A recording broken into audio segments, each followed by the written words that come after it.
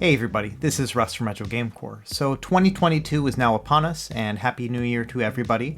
And I thought this would be a good time to kind of go back and reflect on 2021.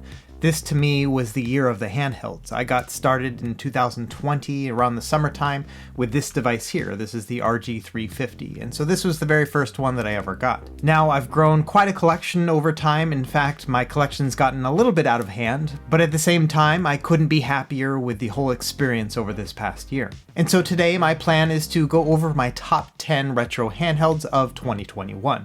Now I do have a few caveats to make first. Number one, the devices don't have to come out or release in 2021, but these are the ones that I played the most during 2021, so some of these might be a little bit older. And on top of that, I looked at a series of 9 different factors when determining my favorite handheld. For example, price isn't the only factor I considered, same thing with performance, and then all the other things in between. And of course, as a caveat, this is 100% completely arbitrary. These are just my impressions over the past year of fiddling with these devices every day. When it comes down to it, there might be other factors that you consider more important than others, and so because of that, my number one may not be your number one. But all the same, these are my favorites. So without any further delay, let's jump into it.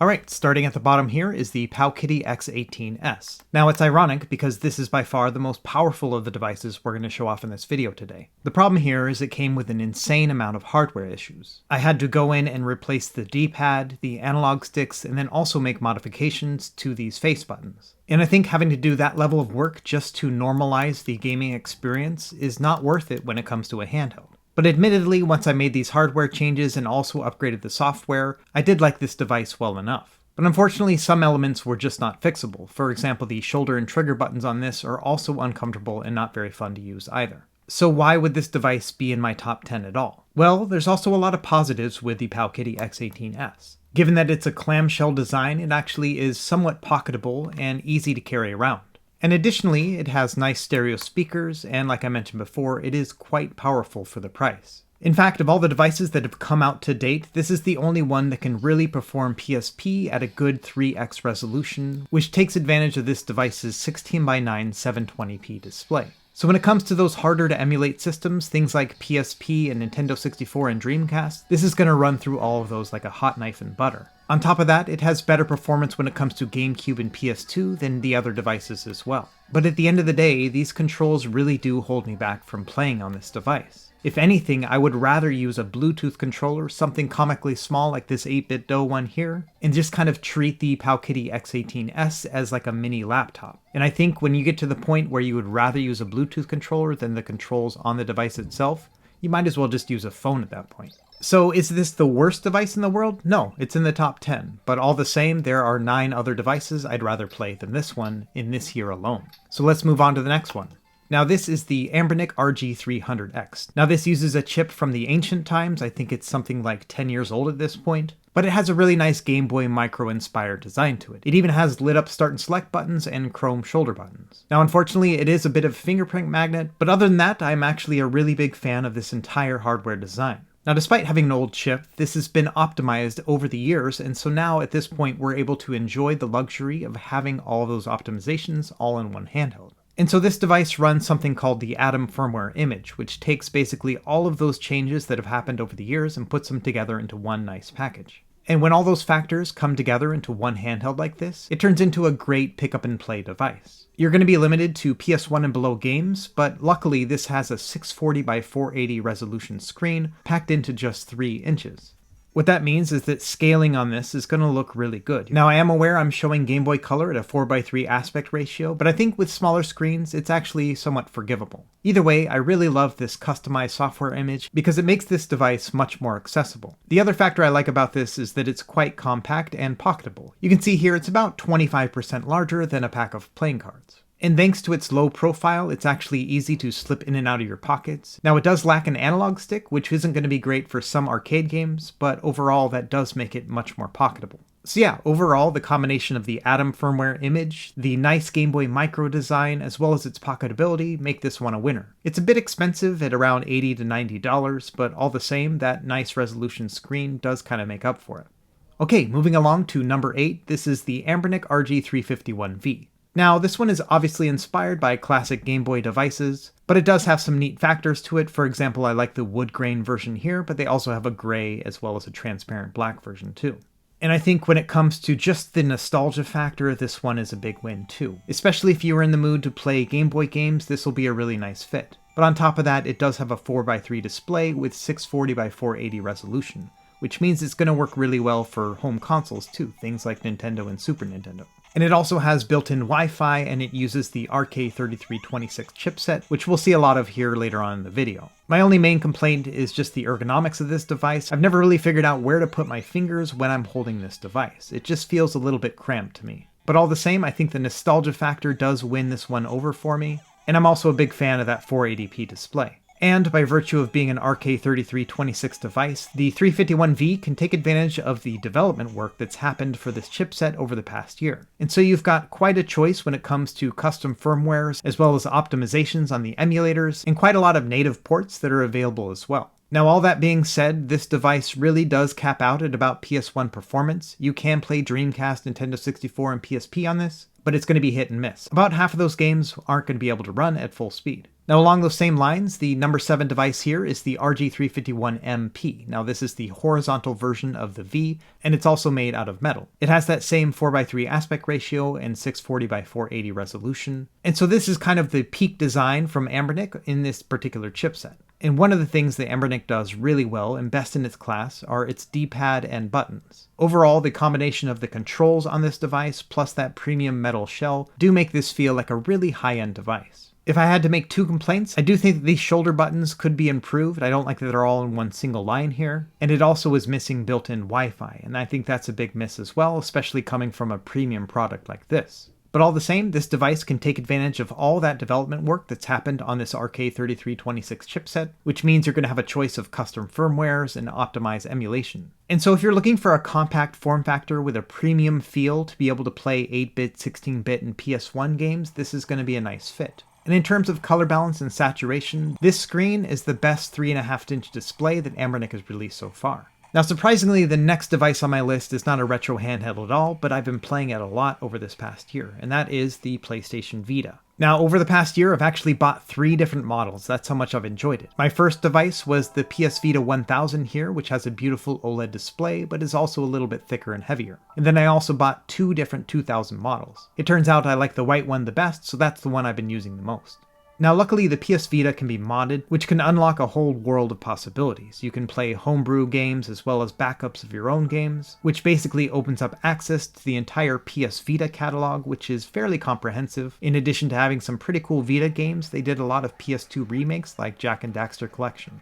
On top of that, the PS Vita can perfectly mimic the PSP environment. Unfortunately, it doesn't upscale to the higher resolution of the Vita, but all the same, the gameplay is super smooth. And emulation is also possible on this once you've jailbroken the device, which is going to allow you to play RetroArch for 16-bit and below gameplay, and there's also a standalone Nintendo 64 emulator that's not half bad. On top of that, there have been all sorts of ports released for this so that you can play the PC versions of the Grand Theft Auto franchise, as well as other games like Max Payne and Bully. And somebody also ported over the Android versions of the Sonic the Hedgehog games, which run at a 16:9 aspect ratio, which perfectly fits the 5-inch touchscreen display on this device. And on top of that, when your internet connection is working, unlike mine right now, you can also stream PS4 games directly onto the device. And the connection is usually very good. The only limitation here is that the PS Vita does not have trigger buttons, so there's no L2 or R2. Instead, you have to map those to the back touchscreen of the device, and they also sell some grips that can mimic that trigger experience. I have videos about all of this stuff here on this channel. Just check out my PS Vita playlist. Anyway, big fan of the PS Vita, let's move on to some other retro handhelds. Now, number 5 surprised me. It ended up being the PowKiddy RGB10. Now, this one's also an RK3326 chipset, but it's smaller and cheaper than most of the other devices that use this chipset. This sports the original 3:2 aspect ratio display, which is really good for Game Boy Advance, and some of the others do require some compromise. Now, this is a custom-made version here with a metal shell and a PS Vita analog stick. And so the price on this is a little bit more than you would expect. I think it's something around $110, $120 altogether. But the combination of metal shell and small form factor really do win me over with this device. It's actually a little bit smaller than the RG300X, which I showed off earlier in the video. But this one's quite a bit more powerful than the 300X, and the analog stick does give you some more versatility when it comes to arcade gameplay. Now there are several different models of the RGB10 available, and if you don't want to splurge on the metal version, I would recommend getting the RGB10 Pro. Now this one costs about $80, but it has an OCA laminated display, and that's really important because the original RGB10 did not. It's going to make your viewing experience that much better. This Pro version also has a larger battery than the original, which is going to give you about 30 to 45 additional minutes of gameplay. The only big drawback of these models is that they only come with this really crappy analog stick, so I do recommend swapping it out for a PS Vita analog stick if you're interested in getting a better experience. But you can also find caps for the analog sticks which do improve that experience too.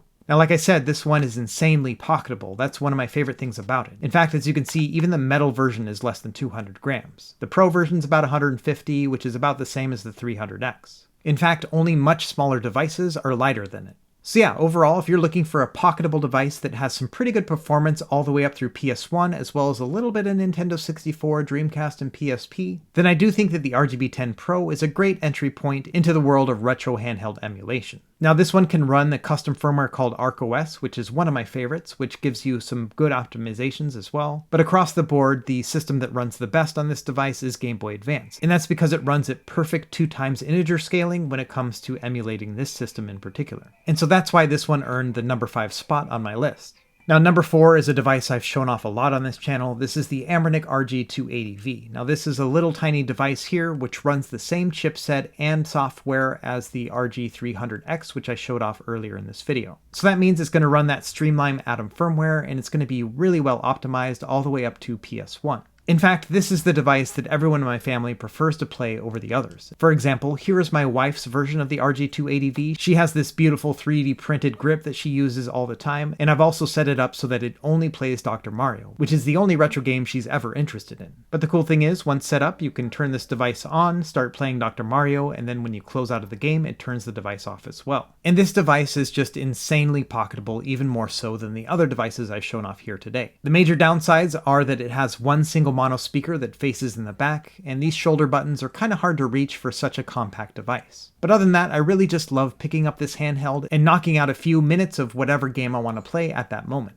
Like with the 300X, this can play up to PS1. Not every single PS1 or Super Nintendo game will play at full speed, but 95% of them will, no problem. Now, I'm not a huge fan of this display. It actually is a lower resolution at 320 by 480, and so because of that, some of the scaling on this doesn't look perfect, but of course there are some concessions to be made when you're playing something so small and so cute. Now this display is 2.8 inches altogether, and for that reason I wouldn't recommend this being your primary retro handheld, but instead I consider this to be a really nice portable and pocketable complement to something a little bit bigger. And speaking of which, let's move on to the last RK3326 device on this list. And this here is the PowKiddy RGB10 Max 2. Now other than being a mouthful of a title, this actually has some really great features to it. First and foremost, it has a 5-inch display with a 16:9 aspect ratio. They've also improved their buttons and D-pad from the original RGB10, and this is the only RK3326 device that has stacked shoulder buttons, and that's a welcome change. In terms of ergonomics, this device is head and shoulders above others within this chipset, and a lot of that is also thanks to the rounded back that it has here, which makes it for an easy grip for your hands. Now this one can run 2 different custom firmwares, both EmuELEC as well as RetroOS, which is a fork of ArcOS.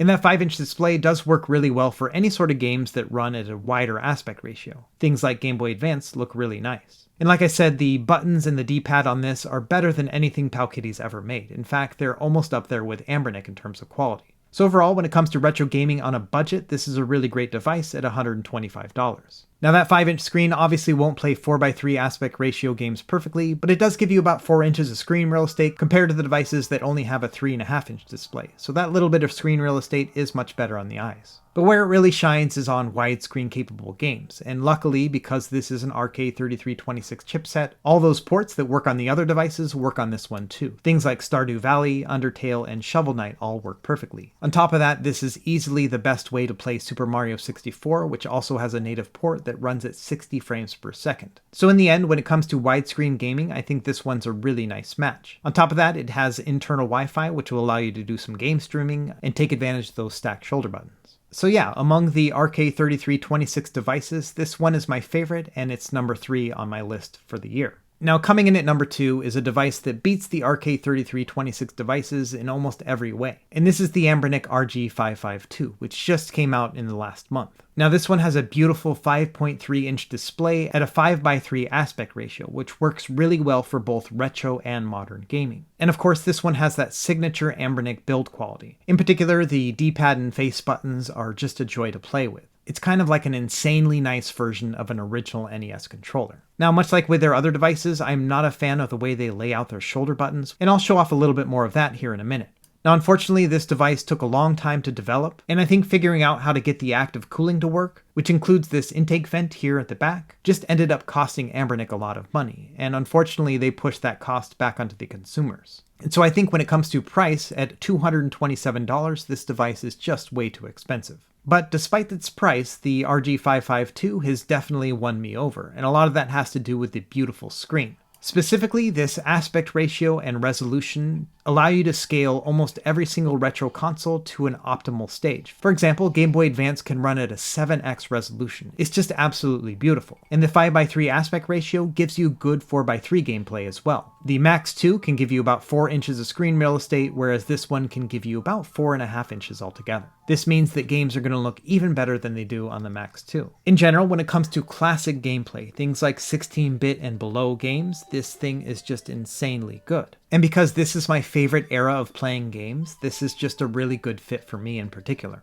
Now, in addition to running the Linux operating system, this can also dual boot into Android OS as well. And this is going to give you some optimization benefits that aren't found on Linux. For example, the standalone PSP and Nintendo 64 emulators do work a lot better on this side than they do on Linux. But unfortunately, this chipset really can't keep up to 100% gameplay for either of those two systems. Dreamcast, PSP, and Nintendo 64 can only play about 75% of the catalog well. And another mistake made when developing this device is that Anbernic only used a 2.4 GHz Wi-Fi chip. And while that does work okay when streaming some games on the PC, like Celeste as you see here, there are other games it just can't keep up. And I really wish they had put a 5 GHz Wi-Fi connection into this device, especially given the fact that they are selling it at such a premium price. And like I mentioned before, the shoulder button placement on this is just really unfortunate. It's a mild annoyance when it comes to some of the smaller devices, but on a device that's as big as this, it actually becomes almost impossible to use comfortably. Using a combination of analog stick and L2 and R2 is actually not very fun at all. If anything, it prevents me from wanting to do any sort of games that require trigger inputs anyway.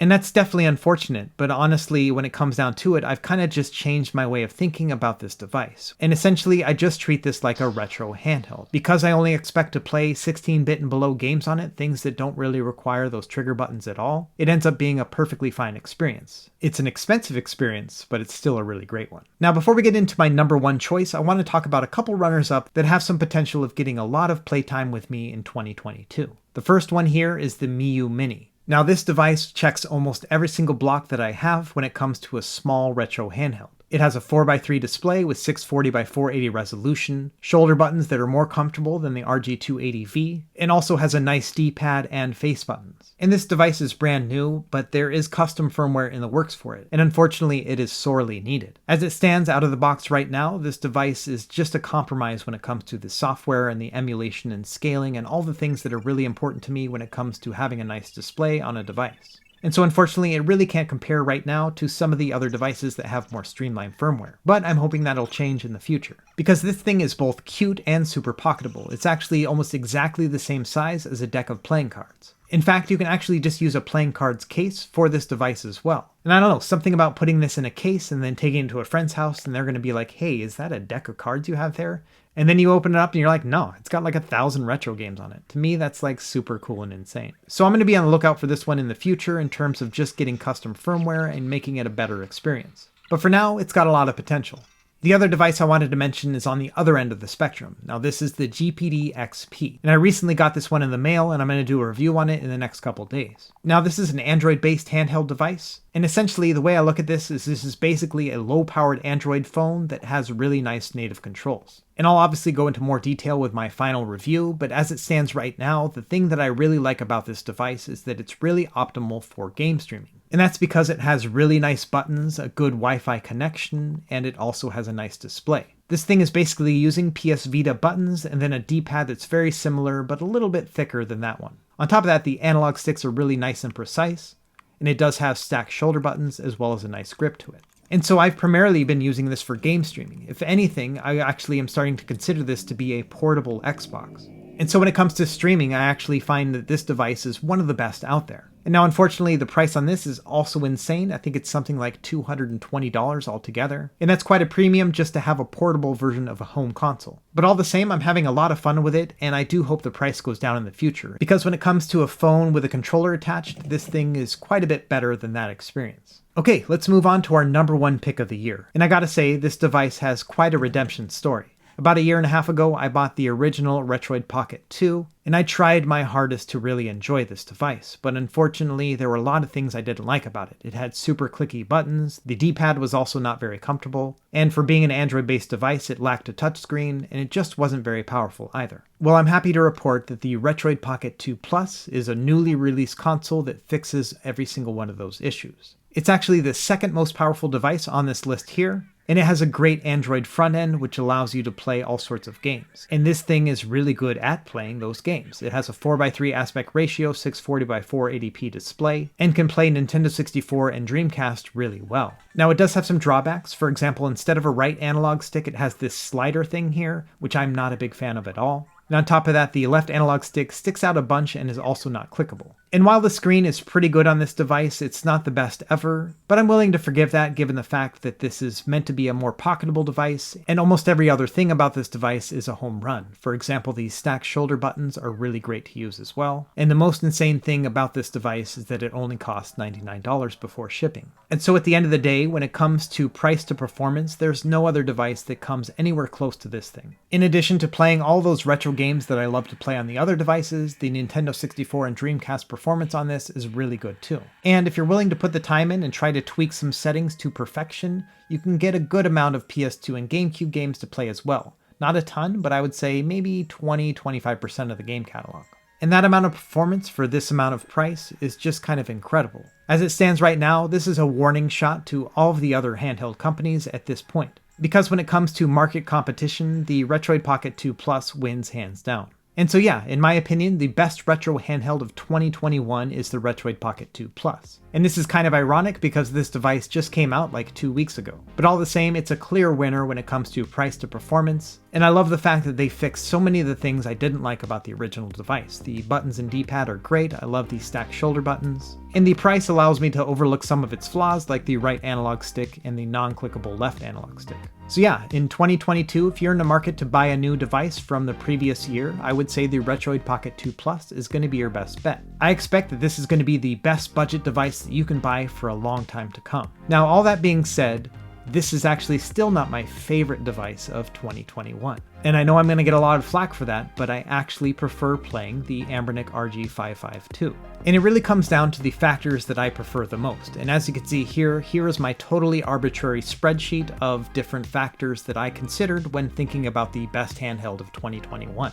And so yes, all things considered, when it comes to price per value and portability, the RG552 is not the best device on this list. But the combination of display and buttons and the fact that it can dual boot into both Linux and Android really mean a lot to me as well. And so by sheer numbers, the 552 does not deserve to be at the top of my list. But somehow, paradoxically, it is. And that's because when it comes to a retro handheld device, the thing I'm looking for the most is the ability to play all the classic games from my childhood in the best experience possible. And so sure, if I wanted to play PSP, I would play the PS Vita or even the PowKiddy X18S. And if I wanted to play Nintendo 64 or Dreamcast, then the Retroid Pocket 2 Plus is a better deal there too. But I'm the type of guy who grew up in the 8-bit, 16-bit, and classic arcade era, and so for that reason the RG552 is the one that I want to play the most. But if anything, I hope that the information that I've passed in this video is helpful for you when you're trying to consider what is the best for you in particular. So I'm going to wrap it up here, and as always, thanks for watching, and let me know if you have any questions in the comments below. And thank you for watching all of these videos. You've made 2021 an insanely fun year for me. And I hope I've added a little bit of fun to your year as well. So be sure to like and subscribe if you found this video helpful, and we will see you next time. Happy gaming.